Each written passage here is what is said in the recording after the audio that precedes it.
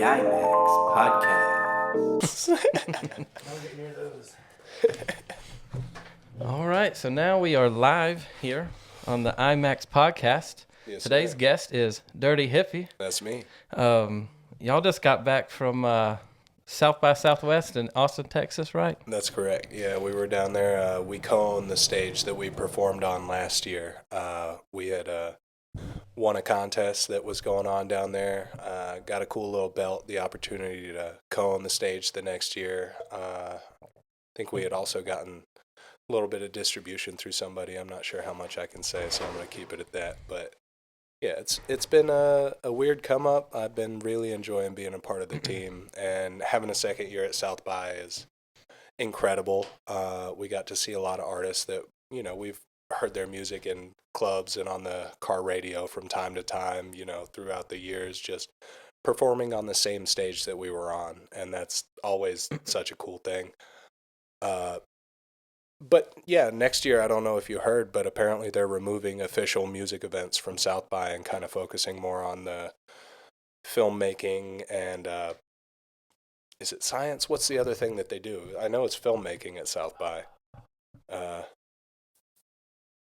I don't know, but they're removing the music basically. So yeah, I don't know if we're going to go down again next year and do some unofficial stages on 6th or not. So time will tell basically. Oh yeah, it's 6th Avenue, right? 6th Street. 6th Street, Yeah. 6th Street. I went down there. Me and my wife went on a little short vacation to Austin last year and went out one night. But it was a pretty dope place. Absolutely. It's kind of like a big Asheville almost. It really is. I mean, so I don't know if you went anywhere in particular to eat, but shouts to Terry Black's out there. Every time we go, it's a go-to spot. It's expensive, but it's like old-time cafeteria brisket and barbecue. You go through the line, you get your shit, you pay for it at the end. It's incredible. It changes like your perspective on barbecue, and even being from North Carolina, it's like that shit's real. Oh yeah. But I mean, Texas is known for their barbecue, and you know, Tex-Mex is a thing for real out there as well. Our Airbnb was right beside this tienda taqueria, and they had a full grocery store attached. It was incredible. We were getting breakfast tacos every morning. Just dime piece. Love Austin so much. It is like a bigger Asheville. The parks are incredible. They've got this one like right center across from Terry Black's that gives you a full like shot of the skyline. They've got a pond, incredible like place for kids, dog park, all that. Yeah, and I don't know, 6th Street feels like Bourbon Street, especially around South by, because they block it off so people can walk. And I've been to Bourbon Street twice and 6th Street twice, and they're some of my favorite places, even as like a country boy from Western North Carolina that just ended up being a hippie, basically. I don't know. Did you go by Joe Rogan's Comedy Club, the mothership? Yeah, we went to a show there. I don't remember who was playing that night. Yeah. But yeah, that was a pretty dope spot. I like the way have you checked it out? No, so the first year we were over there, I just kind of chatted around and tried to see if we could get into Mitzi's without going to a show, and they're basically like, it's not open tonight, which for y'all that don't know, it's the bar that's attached to the mothership. And then this time I went to try and like sign up for Kill Tony because I'm a big fan of the show and everything. And I was dressed as an artist, and they kind of picked me out of the line and put me in a different line, and I got like curated by this lady, and she basically just thought I was there to like promote myself as a musical artist instead of like just an entertainer, which is I do it all when I can. So you tried to audition for the show Kill Tony? Yeah, I tried to go up to at least be put in the bucket. They still would have to pick me out of the bucket after the fact, but yeah, I guess they do a little curation because of course with the bump that it gets you, the amount of viewers that they have, even the worst performers can go up there and gain a bunch of followers. But I wasn't intending on trying to force them to listen to my music at all. I was just wanting to like have a good time. Yeah, have a good time. I've wrote jokes for a while. I've got one about like being Nancy Pelosi's handyman because of the whole hammer situation with her husband. I thought it would have been hilarious, but it is what it is. I'll try again another time. Have you done the open mic for comedy at the Odd? I know they do that. No, I think for from what I've watched, because our open mic at the Odd used to be after the comedy night. Yeah, yeah. So we would get there 30 minutes early, watch a few of the people. And the people that I found funny in the way that they would do well in other cities don't do well in Asheville. Part of that is, and as a, oh, wait, hold on. Somebody called me a liberal girly man because of my long hair. Yeah, so as a liberal girly man, like, Asheville's a woke city, and comedy's comedy. You have to separate things that are funny and are meant to entertain from people's true beliefs. And I feel like certain demographics, cities, towns, states don't do as well as others. I feel like Austin, Texas is the perfect mix of down south and progressive young people to where it really works, But yeah, it's just a thought as an observer. Oh yeah, it's wild how everything's got so polarized. I feel like in the last 6 years compared to like you used to, you could make a joke and it was okay, and then nowadays you have to be on one side or the other. There's no one allowed to be in the middle. Well, I think we're at the tail end of that bell curve because the cancel culture, as far as what's funny and what's not, was really at its peak. I would say, in my opinion, like 3 years ago or so, like towards the end of COVID. And when it started, it was people like Shane Gillis getting taken off of SNL because all of a sudden people didn't like a joke geared towards a certain race of people, which is understandable. But I feel like racial comedy and racism, once again, if it's comedy and it's meant to entertain, can be separated, but it needs to be done carefully and tastefully. So, I'm not even exactly aware of the situation that got him canceled in the first place, but that's just my take on it, seeing him since I've seen him, if that makes sense. And I think podcasts like this and just kind of like more free media, like just having different minds and different perspectives has definitely helped get past that curve of cancel culture there. Yeah, 100%, because like if people take the time to do their due diligence and read into somebody to their core, if they have themselves out all over the place, podcasts, TV shows, this, that, and the other, I think podcasts are a really good way to get down deep into it because it's a long format. You're person to person and people are just listening in rather than you trying to like appeal to an audience, But there's Andrew Schultz, for example, like I've seen the way that like he donates his time and money to people and foundations and things like that. He does a great job, but his comedy is meant to irritate people, and it works, but all attention is good attention. I don't personally believe that, but numbers are numbers, True. Well, they say any bad publicity is still, or any publicity is good publicity. Yeah. Something like that. But cool. Yeah, what do you think the future kind of looks like with like podcast and media and with like AI getting? Because like I don't know about you, but I don't really watch TV much anymore. It's mostly YouTube and it's some kind of podcast or listen to music or music videos or something like that. That's exactly it. As an artist, as a producer, more than as an artist, I don't really listen to too much music on my free time because so much of like my personal time is taken up with music that I like to like branch out. So I really listen to the podcasts while I'm driving and working and stuff like that. Unless I need to find that rhythm and I need that beat line behind me, because sometimes that is a thing. Working out, no podcast working out, music only, for sure. But I do feel like in the age of AI, as it progresses as quickly as it has, and it's going to continue to do so, a lot of things are going to become obsolete very quickly. And the machines are going to be so good at emulating things that the only things that we as human beings are going to be able to contribute to is groundbreaking technology and science and art to whatever degree that it may be, because yes, it can imitate things that have already been done and mash up things that have already been done. But when it comes to human beings, we've always been innovators and creators. So that is the one thing that we still have ahead of it until it becomes truly like sentient, if that's the word you want to use. And at that point, it can think for itself and process things that maybe we haven't thought of.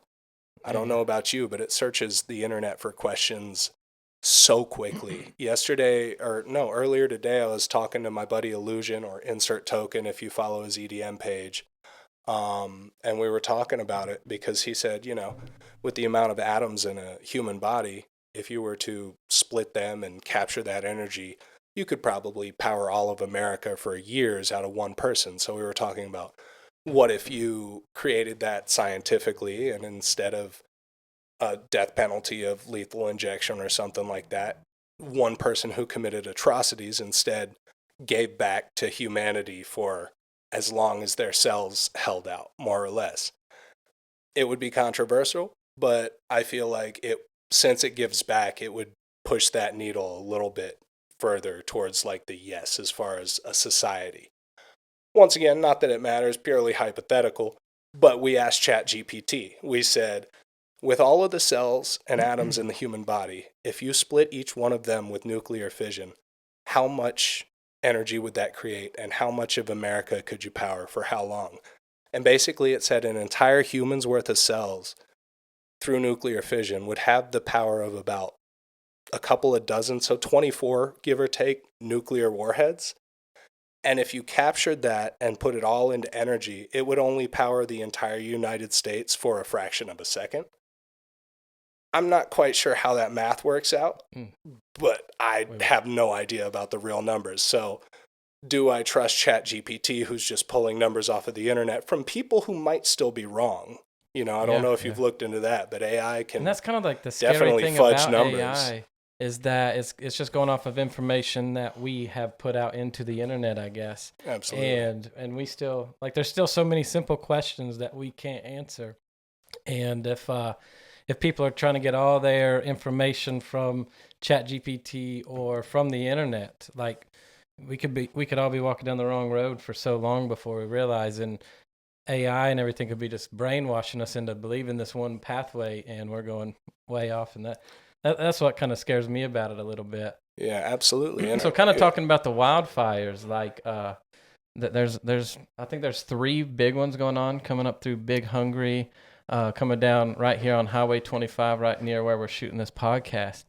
And I heard a minute ago, like right when we were prepping to do the show, I live down in Bowling Springs, so I have to go down 26, and the fire's like right at 26, so there's a chance I might be sleeping here tonight. Yeah, that's scary, man. I mean, you think the apocalypse is happening right now? I don't know, because there's a lot of stuff going on. Yeah, it's wildfires, weird. the hurricane from last fall. I mean, growing up, I've seen a lot of this stuff kind of happening, but it didn't feel like it was every season. Like, it's like every season we keep getting another natural disaster, like right near home. And it used to just be on TV every once in a while. Now it's like every time you turn the TV on, there's something else going on somewhere. Absolutely. I wonder if that's part of us just like getting older and recognizing it more, or if it's a higher consistency than it ever has been. I really don't know. But it is scary. Like, I definitely don't want houses and places to just burn to the ground. That's a bad time. Don't like that. Especially like 8 months after the hurricane that did as much damage as it did. And it hit real bad right there in Green River. So and now the fire's right there in Green River. So praying for everybody out there that's in that area. Hoping for everybody's safety. Crazy time. Oh my goodness. Victor, who's in the building, V-Flow over here, he's been working down in Lake Kiwi, and down there on what is it? Bald Rock? Table Rock. There's 3 fires over there. One's kind of far off. I think it started from the embers of the first 2 fires, and you sent me some videos. Them are wild. Of the helicopters coming through with the big water buckets. But yeah, they're in at Table Rock. It's getting pretty bad that way. It was almost Highway 11. I think they shut Highway 11 down today. Yeah. So I mean, yeah, it's a bad time. I hate that it's happening. But what can we do except persist? Oh yeah. That's what humans are best at. For sure. Are you from the Asheville area? Yeah, born and raised Mission Hospital.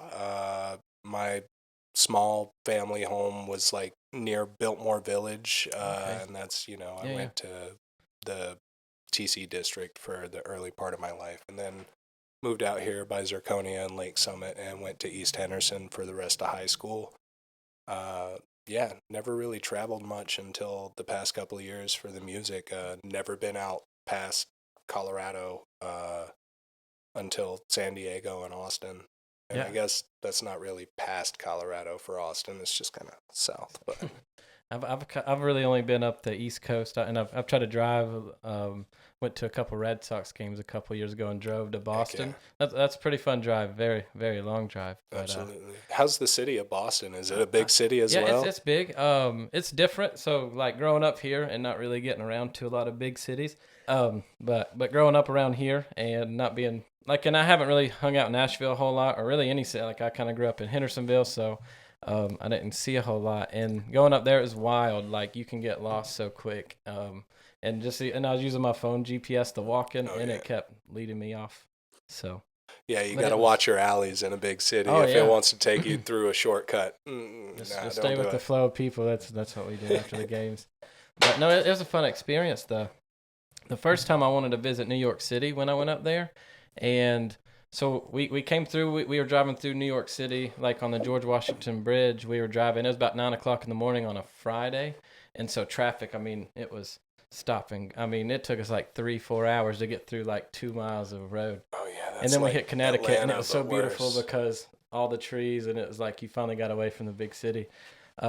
But we were going to go to the Red Sox game. It was Big Poppies last year in 2016, and we went to the game, and we were planning on coming back to New York City, and it was whenever that trash can bomber was blowing up trash cans. Shit. Yeah. And so we were actually leaving, and they had shut down New York City while we were there, where no one could come in, no one could go out. And then the guy actually ended up in Boston. They caught him up there. But yeah, when we drove back through, it was like a ghost town, and we hit the George Washington Bridge like it was just an empty freeway. Just breezing. So that was crazy. Well, I mean, silver linings, I guess. But yeah, I'm glad they caught that guy. Oh yeah. Bombers are never a good thing. No. How you think, or how do you feel about the thing with the national security with the Atlantic reporter just being added to that group chat? Did you see that? Oh no. Oh my God! So they were talking about bombing terrorists in Yemen in like a group chat on Signal, and I guess the head of national security for the U.S. added the chief writer of the Atlantic or something to that degree to the group chat. Yeah. That's been like a thing for the past 3 days. They've been talking about that on everything. Yeah, honestly, lately I've kind of, it's our busy season, so I've turned all the news off, and really all I've been doing for entertainment lately has just been listening to Audible, listening to different books, and like if I'm at the gym or something, I'll see it on the TV, and I've been trying to just keep tunnel vision. Absolutely. But I don't know if it's a good thing, because it's like I feel like you should stay caught up on current events and what's going on, but after the last 6-8 years, it's just been, I'm just tired of it's one way or the other. I'm just tired of watching. it weighs on you over time. I mean, how do we have faith in our government when they just don't have the people in mind? Wire eggs $7. Yeah, that's main point. But yeah, I don't know. You were going to watch the Red Sox. I just started coaching baseball for 12-year-olds. I'm a pitching coach. Oh, it's fun. I've been we got this one kid throws sidearm, and like you can tell that's all he's ever thrown. He doesn't want to learn to throw over top, but like he'll try and it won't go well. And you then get he'll a go sidearm. crazy cutter on that coming off the side right into a right-handed batter. Absolutely, yeah. I taught him the curveball grip immediately and said, throw it like that, little submarine snap on it, and it's like a little looping pitch up and then back down just a little bit. It's beautiful.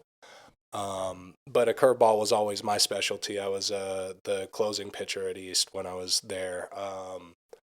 But yeah, no, it's fun to get back into it. And sure. it's making me want to go buy another wood bat and a glove. And Both of my little boys, one's 5, one's 3, and they're both playing t-ball together for the first time this year. So their season just started. So well, I've been having fun trying to teach them the game a little bit, and now all they want to do is just swing a bat and ball. We try to keep it outside, but they like to do it inside too a little bit. But break a couple of things, and you're like, yeah. I'm all for it, but Mama's definitely not. So. But kind of going back to sidearm pitching, that's how I always pitch, especially like in rec ball, and then you get to high school, and then everybody wants to change you to throwing over the top. But I think one thing I've learned since high school, and kind of from transitioning from playing baseball in high school and then getting into my career, has been like it's okay to be yourself, and it's okay to be yourself with like different stances, as long as you're right at the right time where you need to be at, where you're throwing. Yeah. And I feel like a lot of coaches they kind of take the creativity away from you as an athlete, and like your boss takes your ability to be creative away from you as an employee. And I started to realize that as I was kind of starting my career, starting my business and everything, and I was like, there's not really any one way to do something, but you can be creative and learn how to do it your way. Just make sure, just kind of like back to baseball, make sure you're right here when the ball's coming, no matter what you're doing your stance, no matter where you're throwing, as long as you're throwing strikes. Absolutely. Well, and baseball players are notoriously like suspicious. If you've got a system to get ready for a pitch or to throw a pitch or anything like that, as long as it's within the bounds of the rules and you're not sacrificing like stolen bases and shit like that, like do whatever you feel is necessary if it works, you know? And I've seen coaches time and time again that will just ruin a player that had fantastic potential because they're not doing it right, but they're not ripping their shoulder tendons out. They're not doing anything like that. And I don't know. I've seen a lot of really good pitchers now coming up, especially with like the Savannah Bananas and stuff, and trick shot plays getting popular again. They just sold out a football stadium. That's more than any Major League Baseball game has done. So like, yeah, me and my buddy Jeff were like, you can send a tryout video to them, right? And I was like, I'll take 3 months of training, bro. Let's go. I'll be doing backflips and shit. I'll throw a mean ass curve, but I don't know. I think my pathing's a little different right now, but I might do it just to see if I could. For sure. Yeah, I've really enjoyed watching. I guess like the Savannah Bananas, I don't know when they exactly started. I know I started noticing their videos probably about 2-3 years ago. Yeah. And it's just crazy how they let athletes, and it's fun. It's kind of like the Harlem Globetrotters of baseball. Absolutely. Definitely, and it's going to help, I hope, get some younger generation to get into the sport. But kind of going back to the coaches and people that like bosses and stuff like that don't let you be creative. It's just like, so now that I run my own business, definitely you got to have some rules in place, but you got to let people, I feel like, express themselves and kind of let them create the art that you're selling. Or as a coach, what I'm trying to do with my kids is like try to train them the basics, but then kind of see where they go from there. And I've kind of learned that from making my own music, because I used to, when I first started making music and writing songs and stuff, I had such a strict law on myself. And then probably about 2021, I really started to kind of veer away from being so strict about writing my lyrics and kind of just starting to freestyle and feeling the beat and having a lot more fun with it. Yeah. And I thought I was going to sacrifice a lot of my lyrics and my meaning behind my songs, but I found like a whole new meaning and learned how to kind of get the craftiness that I wanted in my verses from that. And like if you stay too strict and you try to stick to how other people's done stuff before, it's really hard to grow off of that. 100%. Well, and it's like music is like any other art form. So you'll see painters that are world renowned that honestly, like if you look at some of the stuff that isn't famous at all, it looks just like not like what it's supposed to look like. But that's some of the beauty of the art, is the mess and the portrayal of the mind of the artist. It helps you like get into that. So with my music in particular, I want people to feel things, and I feel out the songs, and I drop very like slowly because I want to like get everything exactly as it is in my mind, because that's the energy and the message that I want to transit to listeners. And that's the same thing artists will do. But the important thing with that, I don't remember whose quote this is, but somebody said, learn the rules so you can break them properly. Yeah. You know? And I feel like coming into yourself as an artist, whether it's visual or by audio and stuff, finding your own sound, your own topics, your own niche, whatever it may be and whatever art you may do, learn how to do the basics. That's like art class in school. You don't want to be learning how to draw different shapes and shade different things, but it comes into play later on when you're doing things for yourself. With my handyman business, I started as a framing carpenter and went to trim and this, that, and the other. And when I started working for myself, I started learning more and more things because that's what the job demanded of me. What's the name of your business? Handy Hippy Services. Yeah, we're out here in Asheville, North Carolina. We do it all, and if we don't, we know somebody who does. So that's kind of our What thing. all areas do you service? If you're within an hour of downtown Asheville, we got you 100%. Yeah, so anybody within there will know how far they are from Asheville. Yeah. And I'd like to get go deeper in that in a little bit, but kind of back to the creative part of it all. Sure. Yeah. Well, I feel like learning is a process. It isn't linear, and sometimes you have to go back and unlearn bad habits if you were taught wrong, or if you're self-taught, if you took the wrong advice and practiced that until you made it a habit. It's the same way when you're teaching a kid to swing the bat or throw a pitch. It's doing enough repetitions to have muscle memory, but if you're learning to throw wrong or swing wrong, it's not going to work. Now, with this kid that throws a perfect sidearm, I'm assuming when he started, he only learned wrong. And at that point, if that's what he does, he knows how to do it without hurting and it works, not my business. Now, if it was my kid and I see him throwing like that before T-ball era, I'm going to say, hey, try this first, Sure. And if he settles into that after the fact, after he learns how to do it right, that is what it is. And once again, you don't see a lot of sidearm pitchers or submarine pitchers in the MLB, but when you do see one, they're sick and everyone knows their name. Oh, yeah. So if you're looking to be that guy and you can, why wouldn't you? Somebody has to be. For sure. Chase your dreams. Yeah. For sure. And learning to be like you're saying, learning the basics, but then learning how to break the rules, but still getting the results you're wanting and testing those boundaries. I feel like it, like you're saying, that pitcher that throws sidearms name, that artist that creates a whole brand new sound, that business that's innovating in this area, just because they're the ones that's learned those rules and then mastered those rules and then learned how to create new avenues and paths after that. Absolutely.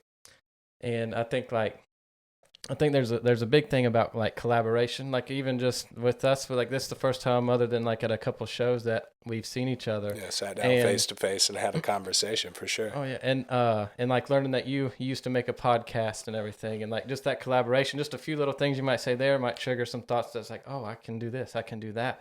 And really getting into music, I've been recording songs, I guess, since 2016. I've been writing songs since high school, but I started recording 2016. But all I really did was make some music, drop it on YouTube. I never made a video, didn't make any kind of content for it, and I was having fun making the music, which I think is a very important part of it. Absolutely. But didn't really start getting out there making or doing shows or really trying to drop and trying to think of albums until I started hanging out with V-Flow, and just learning that little bit of collaboration can elevate you to a new spot and open your eyes to a whole new world of the craft that you're wanting to do. Yeah. In anything, business, music, sports, whatever you can do. If you got to be careful about getting too lonely in it, and just try to seek people that are wanting to do the same things you're wanting to do, and then you can learn how to master your craft a little more. 100%. And I think collaboration is super important. I've seen artists that the first time I see them on Instagram Reels or whatever, it's whatever it may be genre wise or anything, and it might have some promise, but you can tell they're a beginning artist, and then they just stay in that little void of whoever ends up following them on Instagram, and then to the standard listener, it's not anything that would really be playable, but they can still even find a market there. And if that's what it is, great. But part of our scene in Asheville is bringing everybody with their different tastes and genres together for collaboration and mixing and just creating a pool of good music. It's all for the music. And yeah, I mean, as artists, we all want to break through and become mainstream and get paid and have the mansion and the cars and everything like that. But the reality of it is, if you can buy a house, a car, and afford to feed your family, like, that's a fantastic career choice if that's what you can do with it. But to make money in the current industry is really hard. That's a really like tough ceiling to break through. I don't know, like the collaboration and the creativity is very, very important, especially with how hard it is to be an artist in 2025. And yeah, like, cause now I don't feel like you used to could just drop a song with just with a photo and it would blow up overnight. Yeah, like, SoundCloud type shit, yeah, for SoundCloud. sure. Yeah. That's how Post Malone blew up. I remember Old Town Road by Lil Nas X. Yeah. No one ever heard it. I was just watching, I listened to Apple Music a lot back then. And so I was always keeping up with the charts, and then I just seen this little horse keep climbing and climbing and climbing and climbing. And then you heard the song, and it was just way different. And I mean, he didn't have no music videos, didn't have no reels or anything. And then within a couple weeks, you knew who he was.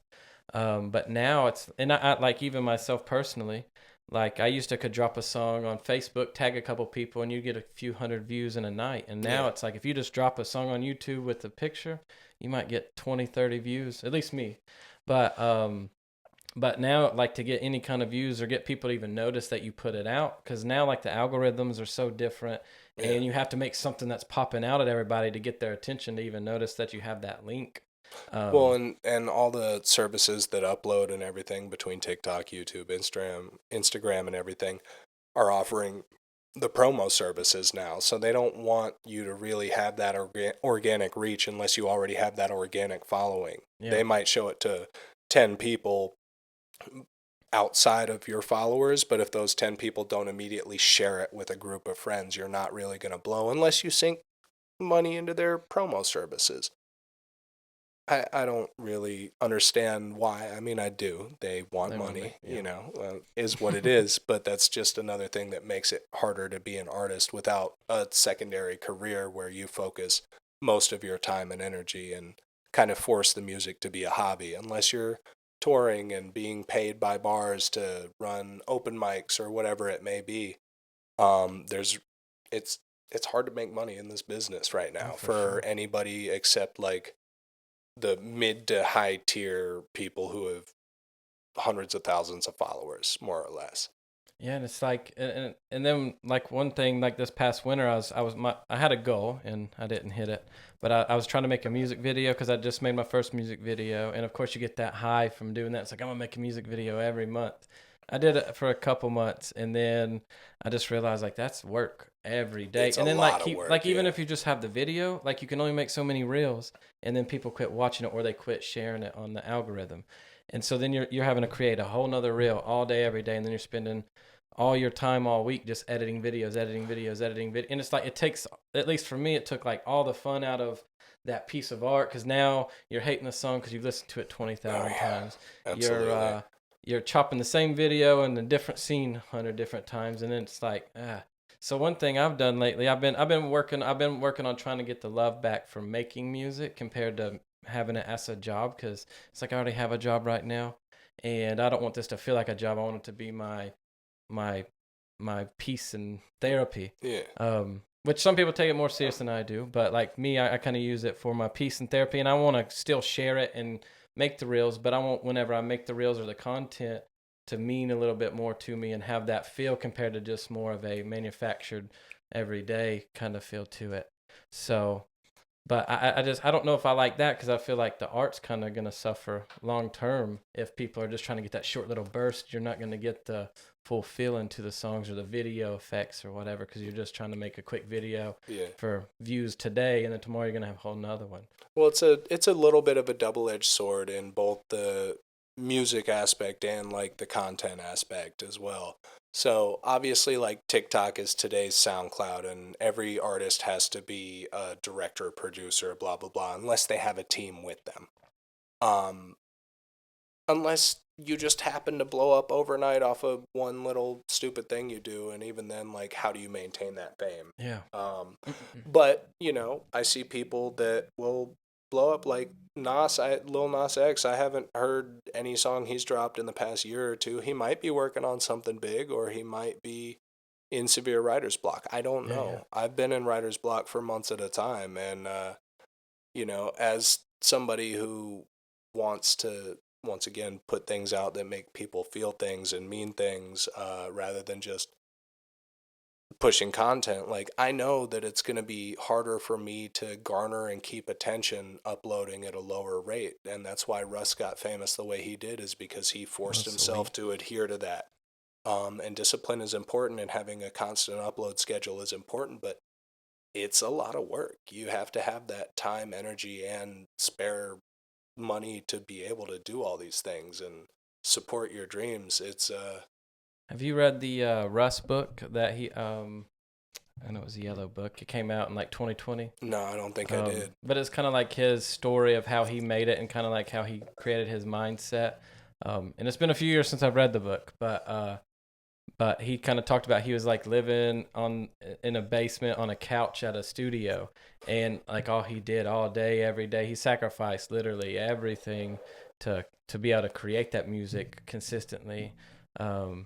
And then, like, if you're doing that and you keep hitting, and he's out of Atlanta, and he was living in Atlanta, and he just kept getting around the right artists and bigger guys here and there, and then eventually kind of took fire from that consistency and discipline.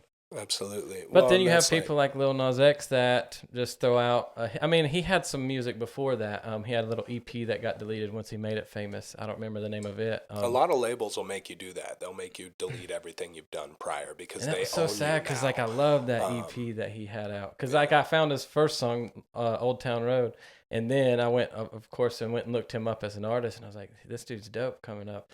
But then about 2-3 months after that, it was gone. You can find it on YouTube. Or last time I looked, I found someone made a somebody's got it YouTube somewhere for sure. But so kind of how did you get started with GangBeef? How long has GangBeef been around, if you know? Well, so I'm actually one of the newer artists on the roster. I found them a little bit before Halloween of 2023, so I guess I'm at about 1 year and 6 months from knowing them now, and about a year of being a part of the crew. I guess I came out with it just before South by last year, so yeah, just a little over a year by a couple of weeks. But basically, Shameful is one of the artists that stays in the local scene. He performs great. He makes stuff that's like hyper pop with screamo, with rap. He does it all, and it's really good shit. He produces most of his own beats. He mixes and masters most of his own recordings, and it comes out fantastic. He's a great stage performer, everything like that. But I had seen a reel of him on Facebook, and I reached out. I saw that the background was the background of the Odd. I was like, yo, I see you're rapping at the Odd. Like, what's going on over there? And he said, oh, there's an open mic every Wednesday night. So I showed up the next Wednesday night, and I never left, really. And I just kept doing my thing and working with everybody, and I came up with the open verse for Roses. And I was like, at the end of performing it, I said, yo, I've got an open second verse for this. Anybody wants on it, let me know. And ACG pulled me aside and said, I want that slot. And I was like, cool. And then everybody else was like, he does not work with people that he doesn't like or that aren't in GangBeef. That's a really big deal. And I was like, oh, shit. Just because I'm nonchalant like that. And we finished it out. It sounds great. And then I threw a little show in Atlanta that, I mean, I wouldn't say it was a bust. We brought out like 40 people, but it was all Asheville people. Our promoter in Atlanta didn't do anything. And it was also like fucking 17 degrees that day. It was mid-January. It was a bad day for a show in Atlanta. And yeah, basically he told me he wanted to see me fall on my face and see if I could handle a loss, and then offered me a spot on the team shortly after. And I've been working with them ever since, and I love the guys. They're fantastic artists. They're very talented. I would not have gone where I've gone, performed with who I've performed with, or gotten as far as I've gotten without the team. That is like, I can't thank them enough. It's really cool that they because one of my first live performances was with GangBeef during their South by Southwest contest last year, and just the atmosphere, the odd there, and everybody was kind of part of it. Especially I was super tense, super nervous, and very stiff on my first performance, but like everybody there helped me like realize, hey, you can do this. Like, it's okay. You can keep getting better. And I liked how positive they were and how they give artists a platform, like you're saying with the open mic, which I don't know if they still do the open mic at the Odd on Wednesdays, but they still do open mics. I think right? we do one Wednesday a month at the Odd now, and then we do bi-weekly or weekly at Ben's Tune Up. Chris, is it bi-weekly or weekly? It's one of the two. We can check that out. We'll paste that in. yeah, for sure. But it's really cool that they're like opening up like a music scene for artists in Asheville. How long have they been doing that? Do you know? I think when I came on, they had been doing it for probably 8 to 10 months before that at the Odd, specifically weekly. I don't know how many times or places that they tried, started, didn't work out or whatever beforehand, because that happens a lot. Like a bar will like you and then expect you to bring in a ton of people every week. And then, we have a lot of sober artists, so we don't sell a lot of drinks, but, we definitely like sell sodas, water, and the people that do drink definitely tip well.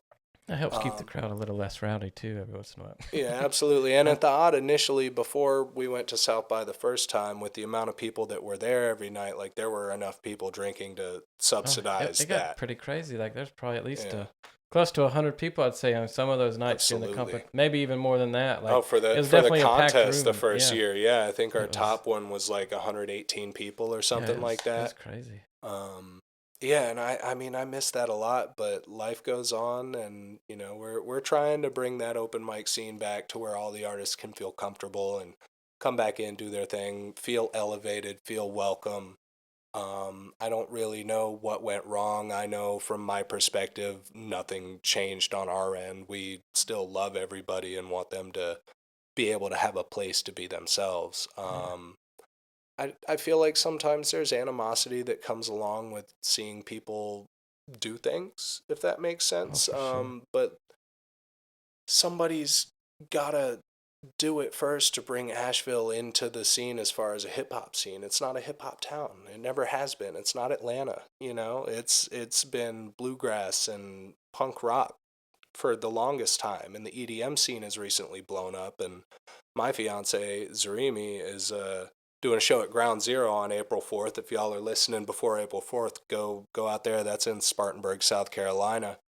And so at Ben's now we do the open mic and the open decks. So we have DJs come up and spin, as well as artists come up and sing, rap, do whatever they do. And it's always an all genre open mic. So if we have people that come in and want to do like poetry or spoken word or anything, that's always welcome as well. I don't know. There was a short period we were doing at Cafe Kana, and then anybody that knows what happened to that knows what happened to that. And I'm not going to talk about it because. Wow. Yeah, so I've grown up here in Hendersonville, and I'm hoping like there can at least get a little bit of a scene in Hendersonville for artists, as well as Asheville too. But I think it's cool because when I was first starting to make music, like I didn't know where you could go to perform your stuff. And I think like if GangBeef can continue to leave an open mic for people to come out and perform their music, you never know who's going to show up to one of those, and you never know who's going to get elevated to a whole nother level because they finally did their first live performance, and find themselves out there. Yeah, 100%. And, we've all, as artists, not just within GangBeef, but within the entire scene, made connections with larger artists, executives, and companies across the country. So you really don't know who's going to walk in on any given day, sometimes you see somebody walking around not talking to anybody but paying a lot of attention, and it's like with baseball, you never know when they're a scout, bro. Oh, yeah. Like, I don't know. So, and you never know, like with that, like whenever you drop a song, you never know who's that. Even if you only get 10 views, you never know who is that one. That could be one of those views that knows somebody that can get you to where you want to be at. So I feel like that's why it's important. Like if you're doing shows, if you're dropping music, if you're putting out any kind of art, to just kind of put what you're wanting to put out there and not really try to take shortcuts or try to put out some quick stuff just because you want to get stuff out there quick, because you never know who's one of those 10 viewers or 100 viewers or 1,000 viewers that can help you get to exactly where you want to be at one day. Yeah. Well, or in when the I crowd or... when I was doing most of my stuff on SoundCloud and my first couple of projects on Spotify, which are still up there, although I could delete them, but I want people to see the progress I've made as an artist. But that aside, like my older stuff, I would produce and record, and mixing and mastering is really hard. Anybody that doesn't knows, if you don't know what you're doing and you're having to learn without a proper teacher, Oh yeah, it can be a nightmare. gotta So go to I would, YouTube University. yeah, it's crazy. And then I would eventually just get frustrated and upload shit to half baked because Yeah. I couldn't make it any better and I just wanted to get it out. Whole asset. And if you can't do it, pay somebody to do it if you can afford to. Like it's really worth it if you believe in the song or whatever that you made. Like put that polish on it. Like it's 100% worth it. You wouldn't drop something with zero promotion, not telling anybody word of mouth anything. You wouldn't just sneak drop something and hope that it blows up. So like do the extra work that's necessary if that's what your goal is ultimately. Yeah. So how long have you been making music? So it's probably been, I mean, I'm 28 now. I was probably 17 when I started like producing, but it was on and off, just like on a browser in the like cafeteria or in the library at lunch at East on Studio One, and I would make like progressive house beats and upload them. Then I moved to like lo-fi, then trap beats. Then I started like making beats for friends and stuff like that and getting more into it.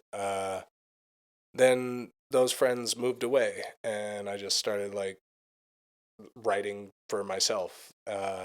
Performed like twice in Atlanta at open mics, and then once at like this out in the woods thing in Marshall, opened up for them. And then found the GangBeef thing and started doing it like every week, once or twice a week.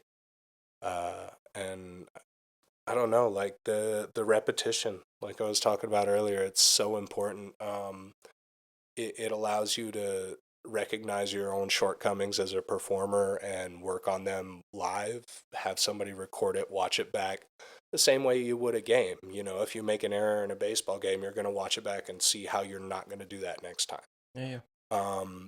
It's an important thing to practice, no matter what you're doing. And some people will just practice in the mirror in their room. I've seen it happen, and it helps immensely as a performer as long as you don't get choked up and nervous on stage. That's something that only comes with doing it time and time again. It gets you more comfortable up there.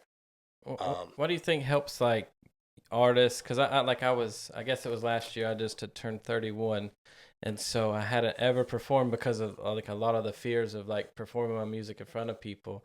And then like you're saying, as soon as you get out there and you're doing it, you realize I can do this. And like you said, every time you do it, you get a little bit better. You get someone to video you recognize your mistakes. You recognize that you're sitting up here just like this. So then you start practicing in front of a mirror. Yeah. And then I realized like every time I was practicing my songs after that, I had something in my hand acting like it's a microphone because I'd never practiced that before. So I didn't know. Yeah, a lot of beginning artists don't know how close the microphone should be to their mouth. They don't realize that a lot of like viewers, when they come to a rap show, want you to be able to do all of your own lyrics. They're not a huge fan of like backtracks with vocals. So if you're gonna have it, you need to know your shit. You need to hit your tones and your notes and your words. You need to have proper breath control, and if you're going to stop to take a breath, it needs to be on like a punchy part that comes through in the mix, so it kind of backs it up for it.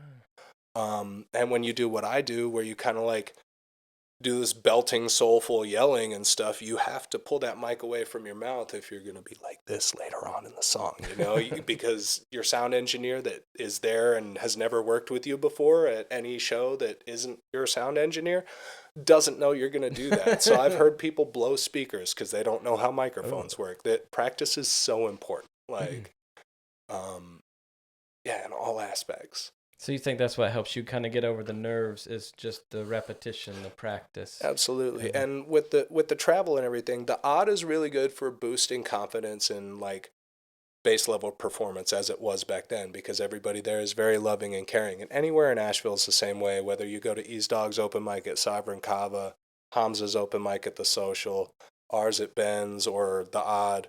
No matter which one you go to, everybody's going to be open and accepting of you. But when you start traveling out of town, you never know what the vibes of the show is going to be, even with a headliner that fits your specific subgenre. So, like, for example, Trauma Gang could go to a show that has a bunch of juggalos and do really well because they have hype shit. But if they go to a show for, I don't know, like Travis Scott, they might not do as well. I mean, they might do fine. I don't know. I was trying to make an example, but I don't know. Once you see people not react a little bit, and once you see people react very well, it kind of gives you that understanding of just do your thing, trust the process. People are here. They're going to watch, more or less. Because in Miami, when we were down there, people loved that live rendition of Paradise. They were hooting, hollering, whistling, fucking shouts from the DJ and everything, personal connections made. And then over in Austin, I got a couple daps up in Instagrams and shit, people saying I love that shit was tight, but it wasn't like the whole crowd really bumping it, Yeah, it's like that. Even like, so I did my first shows here in Asheville, and then we went to a open mic contest in Raleigh. And like, no matter who performed, no matter how good it was, everybody's just nodding their head the whole time, and you might get a couple dabs or something. But the different vibe, I was not ready for that because I thought everywhere was like Asheville at first. I was like, everybody's gonna just be cheering. Yeah. A little gullible, but it was still a good experience, because then you learn like people listen to live performances way different in a different spot. And so, like, if you know kind of what you're getting into, you can prepare for that a little more. And I definitely had practiced a lot more compared to my first show going to that show. So I don't know if I'd have got back on the stage if that would have been my first go at it. Yeah. But yeah, definitely keep practicing. And I'll notice, like, if you take a break from performing for a few months or a little longer than that, probably now for me. But like when you get back up there the first time, you got to kind of re-coach yourself to get back in that zone. But then about halfway through your first song, you're like, oh yeah, I got this. Yeah, you kind of fall into the cracks and start vibing a little bit. I do the same thing, even performing more often the way I do. Like, if I'm up in front of a new crowd, it might take me a song and a half to get into the groove out of like maybe a 20-minute set.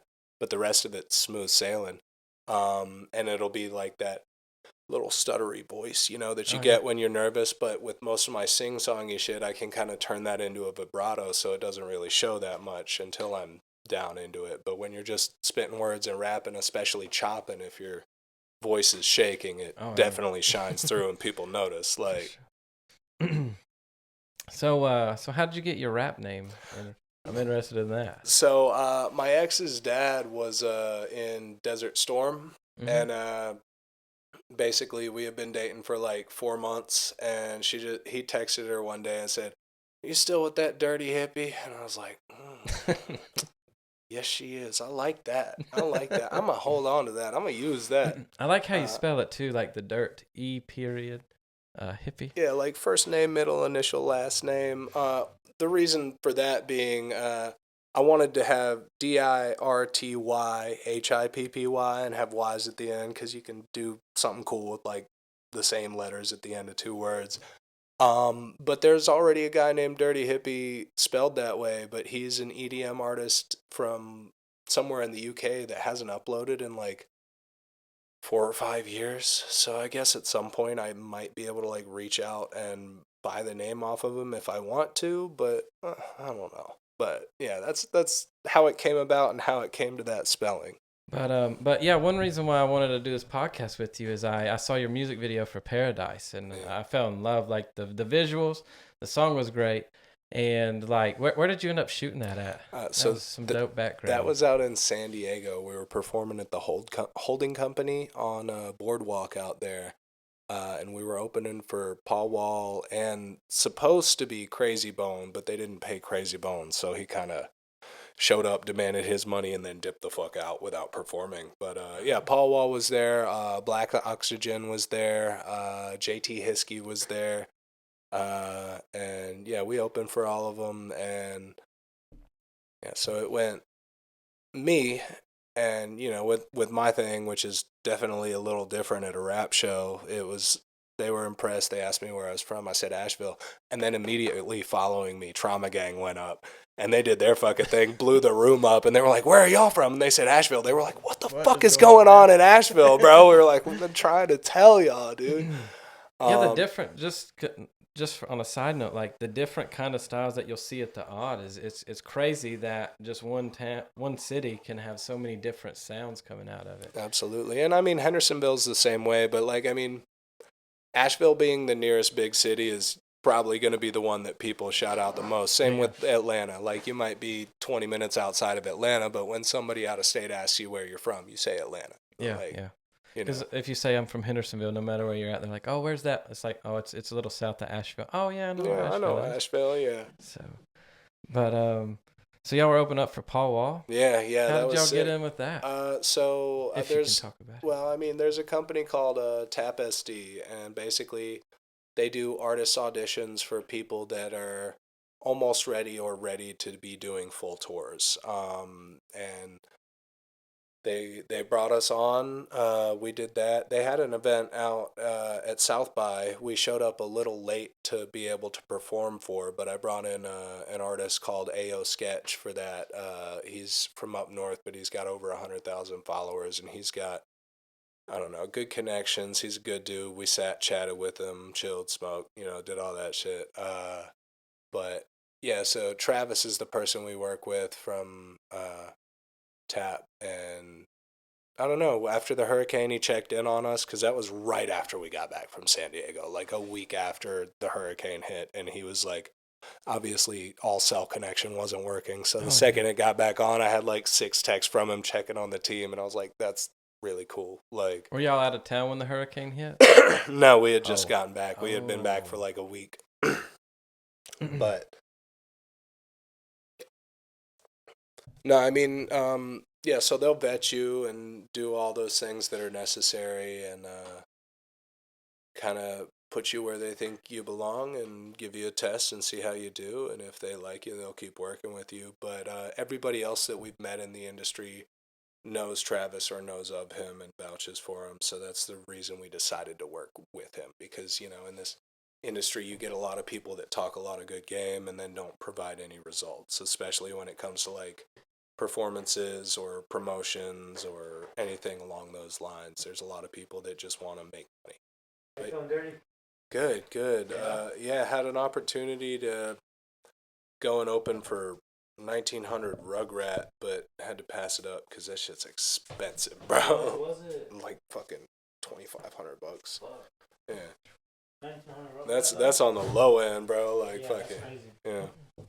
So you have to pay to do some of the open? Some of them, yeah. So pay to play, unfortunately, is still how most of the industry works right now, until you've built up enough of a following and demand on yourself, because you're a product and a commodity as an artist, You're trying to sell yourself to people the way that you would a product. This is why I deserve to be paid money to perform at your venue or whatever it may be. And that works up until you're selling out arenas and stuff. And then at that point, you need to know that you're going to sell out those arenas. But in the levels that we're at, the only thing that anybody in this town, for the most part, can get paid for is local shows where they're selling tickets and providing all the promo and everything like that. Once you gain a manager or a team or something to a degree where you become in demand, you have a viral video or a TikTok or anything like that, then people start calling you and you can name your price the same way you would with your company. Yeah. And, I'm sure when you worked for other people, you weren't making as much as your time was worth. So in reality, you're still paying to play. But once you started your own business and doing it yourself, over time you started to make more and more money.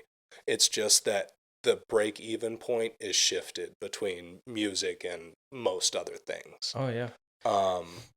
But yeah, I mean, especially when you look into buying the leases for beats and paying for studio time and mixes and masters, and then your distribution through TuneCore, DistroKid, whatever you may use, like, we spend a lot of money, and hardly any of us make enough back to break even.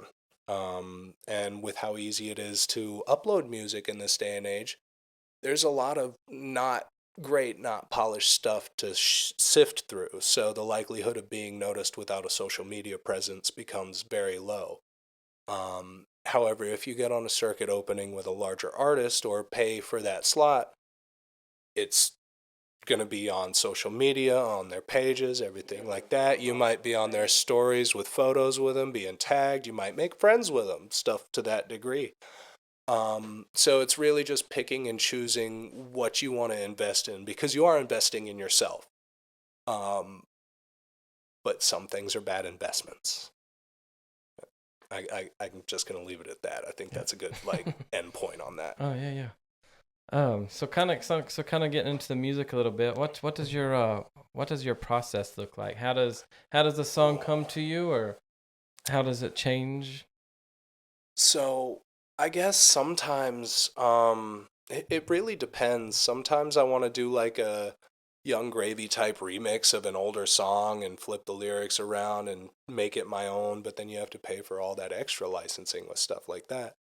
A lot of times I'll make a beat and not know what to do with it, so I'll have somebody come in for a collaboration, write a hook and a chorus, and then I'll get a vibe for it and we'll each write a verse. Even other times I'll just be in the car without any music on and just have a melody come into my head. I'm a firm believer in like the universe and the muse of creativity. You know, I feel like if you give it space to flow, the creativity will come. Most of the times I write while I'm driving, as fucked up as that is. Like, that's really hard to do, but that's when the creativity comes to me, is when I'm just in that zen state of cruising down the highway. So it's really good to have like a voice to text or something like that. Do you start out with, do you create your own beats still today? For the most part, yeah. There's beats that I find when I'm just trying to write that I can't emulate. I mean, obviously a lot of beats are in the same structure and BPM, so you can write something and kind of tweak it to another beat if you create or own that other beat. So I have a playlist of SoundCloud beats for when I'm actually listening to music while driving. And then they're fairly generic, so that'll give me like a basic writing process. And then at another point, if I've got a beat that I really like when I'm not driving, I'll start to sit down and like structure it out and maybe take pieces from another one or most of another one and kind of flip it around a little bit, add in things, remove things. I don't know. I just let it happen for the most part. But I know Rick Rubin calls it like the source, and you can always find the source of the creativity anywhere. And you're never going to have the same moment twice in your life. And I was reading his book, The Creative Act, here, and it really changed my whole perspective on how like the music comes to you, and like you just gotta be open and ready. But when you feel that feeling, like you better get in the studio right then and there. Yeah, and I've passed up on 2 or 3 of those instances because it's been like 3 a.m. I'm having trouble sleeping, but everybody else in the house is asleep, and then that inspiration comes to me, and I'm like, oh, I'll remember it in the morning. I never remember it in the morning, but you know. So I had like so I'm working on an album potentially right now, and the first night I made a song called Tomorrow. Or no, the first night I was in the studio, I made a song called Tomorrow. And it was almost like 2:00 in the morning, and then I was like, I can just feel a whole nother song right behind it. I have to make this song. And then the next song that I created that night was Don't Sleep. So the 2 songs I made was called Tomorrow, Don't Sleep. And that thought just kept clicking in my head, tomorrow, don't sleep, tomorrow, don't sleep. And so, of course, the next day I'm laying down because I'm tired because I just stayed up till like 3:00 in the morning. But that thought, tomorrow, don't sleep, something's happening. Tomorrow, don't sleep, something's going to happen. And so I go hit the studio. at like 11 o'clock again, and I came up with like the whole album idea, punched me right in the face. And I got the intro track to it, the whole idea of what I'm wanting to paint the album as. And it was all because tomorrow I didn't sleep. I went into the studio and made music, and you just don't know where that call's coming from or what that source of energy is. But you got to definitely learn how to get in tune with that just a little bit to know. And I mean, you might not even use it, but like at least I have a little EP that I created I made 5 songs that weekend, and that was the most I've made in one weekend ever. Absolutely. And it was like, it opened my eyes like, hey, we could get this whole album. I got the whole album idea. And then the next couple of weeks I've been working on a couple other songs. But if I wouldn't have done it that weekend when it was like, hey, make sure you hit the studio tonight, I would have never got the whole idea, and it just would have died at those 2 songs probably. Yeah, you got to trust your gut and whatever vibe. I tell my friend, be a rock in the stream, and if the water takes you downstream, go downstream. If it has you sit, that just gives you more time to think on shit. I don't know. I like to be meditative, and the most recent song that I just sat down and cranked out, I had imbued a few psychedelics, and I had locked myself in the back room in the dark, and I had been going through about 2 months of writer's block, and I said, you're not leaving this till you write a song. And the first 2 bars are going insane, put the word on the page, all of these feelings, the soul stay the same, and just went from there. And I think I wrote a beautiful, like, heartfelt song. It doesn't feel forced in any way, shape, or form. It was just time to do it, and I think that goes back into the discipline point from earlier, like sometimes you're going to have to give yourself that little extra push, and having the collaboration and the community can help that happen with like the kickstarts into creativity and everything like that, ideas bouncing off of one another. But sometimes it's just got to be you know? And I don't think you necessarily have to deal with writer's block. Correct me if I'm wrong, but you seem like somebody who just kind of keeps it rolling. Yeah, so a lot of times when I hit writer's block, like I do a thing called rap roulette, which I do on the show some.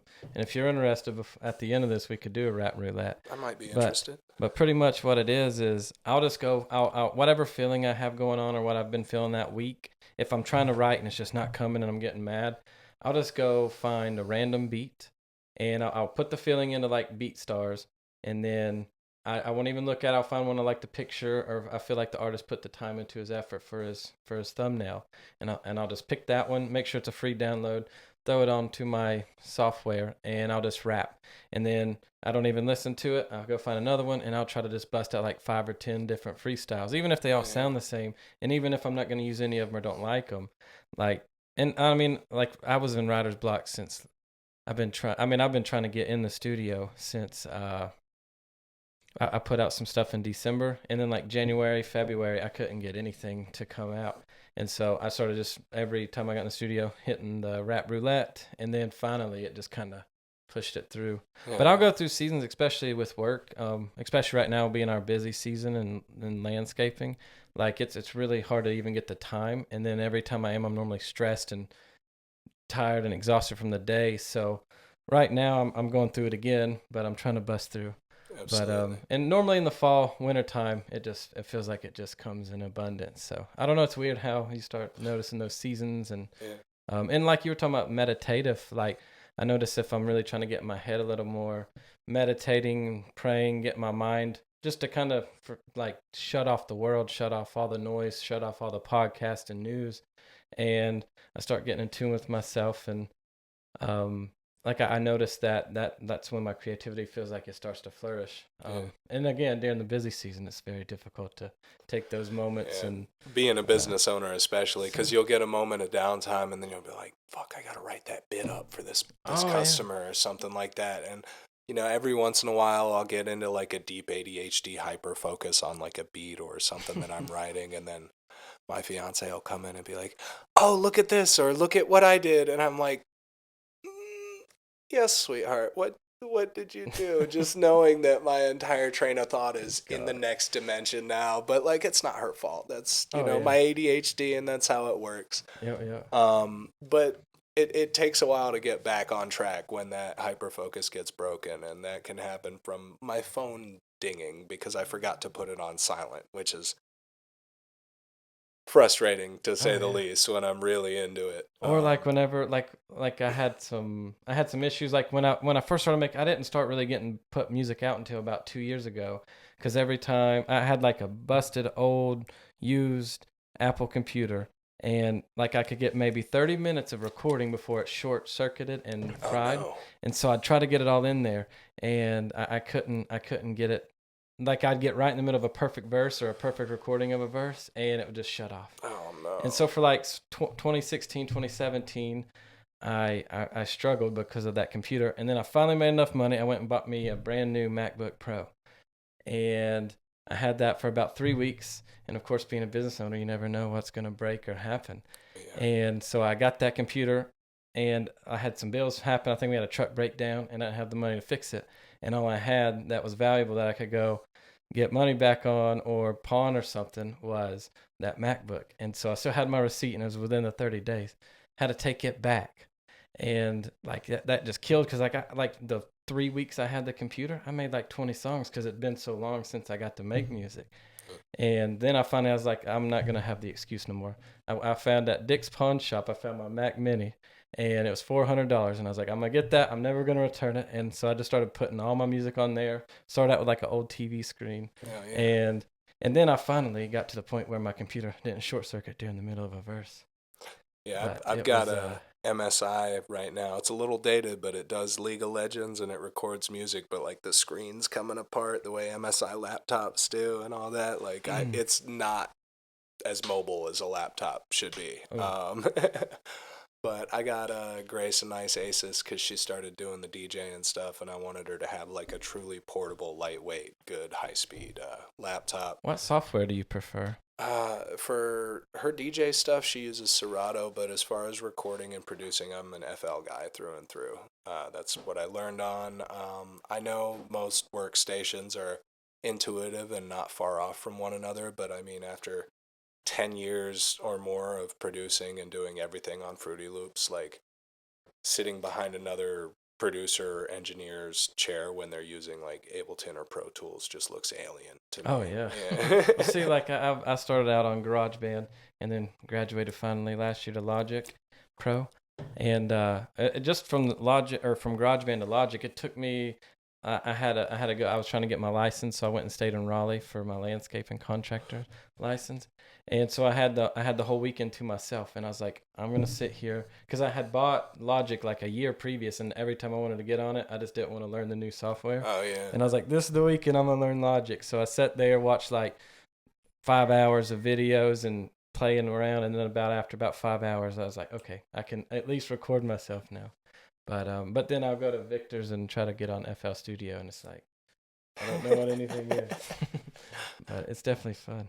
Yeah, absolutely. So you got any plans for your music this year? You got any projects coming out? Or? Yeah, so I'm because the All Love EP was me discovering like my new self and my new sound, and it was more like geared towards softer, more sing-songy shit. I want to keep those elements that I found and created and like about that sound, and kind of get back towards like the roots of hip hop and rap a little bit this time around, and do some shit that's a little more like boppy for shows, and keep a few deep things here and there, but I want it to be mostly collaborations for this next project. I'm thinking, well, first and foremost, we've got a GangBeef collaboration project coming before anybody drops anything significant. And I think we said that's going to be 12 songs. I don't know how much I can talk about it, so I'm going to leave it at that for now. Do you have any rough dates on that? Or No clue. We got to have a team meeting about it and kind of write stuff out on a whiteboard. But for my personal next project, I want it to be mostly collaborations, a little more rappy. And the name of it's going to be Back on My Bullshit. And if anybody in town steals that, I'm saying it right now. So don't do that. It's mine. That being said, yeah, other than that, like I've got a few songs written with Vay from Trauma Gang, one written with Awful from Trauma Gang. We're working on a few things. I've got a couple of beats kind of parsed out for Kintoff over here.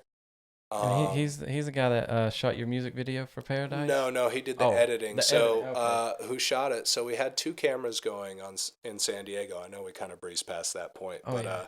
we had 2 cameras going in San Diego, and it turns out that the iPhone 14 Pro Max camera on the gimbal did better than a DSLR camera without a gimbal. So we basically used a full 2 takes off of that, and he just worked complete magic with it with next to no B-roll or anything like that, and it came out the way it did with just shots that we took on the boardwalk and the beach. On an iPhone. On iPhone. That's I'm crazy. very, very happy with the finished product. I think we used an older version of the audio for that upload, but I think we can change that to the finished current version. So we'll probably be doing that within the next couple of days. And that was your first music video you ever put out, right? Yeah, absolutely. That's crazy. And it's out on the GangBeef Entertainment YouTube channel. I'll put a link again on there. Yeah, please do. And the full EP is out on, if you just search DiRT Hippy on Google, you'll get shown my Apple Music, Spotify, everywhere, choose your pick. YouTube pays us the most as artists, so note that. What would you, if you had a young artist that's thinking about trying to get into music, what would you want to tell them, and what would be your biggest piece of advice to get them to come out of their shell to create? So Steal don't steal. Be honest, be nice, create foundations with people, because you never know who's gonna help elevate you to the next level. Also, just be your true whole self. Don't change yourself around to appeal to a crowd. People can see through that. They know it's fake. Yes, are there people that are famous and they're completely different off stage than they are on stage? Yes. If you create a character for your performance self, that actually helps a lot of people with like nervousness or ego problems or anything like that. They can temporarily embody another version of themselves while they're performing and then go back to normal when they're off stage, but it's still part of them. It's just like for Dirty Hippie specifically, it's exacerbating the more chill, fun-loving, happy-go-lucky parts of myself and allowing that to kind of encompass my personality and my vibes on stage. Whereas I'm nowhere near as like ditzy and doofy. If you sit down and have a conversation with me, we can have a real conversation, and I'd like to think I'm fairly smart, so I don't know. Another thing to note would be there's going to be a lot of people that want to, if they see that you're talented or that you're doing well, they're going to want to try and piggyback and snake their way in, and that you'll be able to tell when it's different from other artists trying to collaborate. If you know somebody's just there to ride coattails, if they're not bringing anything to the table, why would you bring them up with you? Because at a certain point, you're going to have people that, I've seen it time and time again. You have people that secretly hate everybody, and they just don't talk about it until a moment where they can just, break everything down. And yeah, I've seen it time and time again in different states and scenes all over the place. It's happened multiple times on like famous stages. Tupac and Biggie used to be friends, right? Yeah. Before all that happened. Just trust yourself, trust your friends, do your best, and be honest. Do what's right. Really. I do appreciate you coming on. Yeah, and absolutely. I'm glad we were Thank able you to for make that. this happen, and good luck with everything. When's the next time people can see GangBeef? It's probably gonna be a week from now, and a half before I get this out. But so Thursday nights at Ben's Tune Up. I think it's the first Wednesday of every month at the Odd. April 4th at Ground Zero. I know Trauma Gang and Bleed Season are doing something here in town soon. I'll send you a link and you can post it so everybody can see it. Just keep your eyes and ears open. If you see us, come see us. Perfect. Really. Well, you heard it here. That's Dirty Hippie, and you can find him on Apple, Spotify, really anywhere, YouTube. Yep. And thank you very much for coming on, man. Bless you. I appreciate it. Thank you. Have a good one.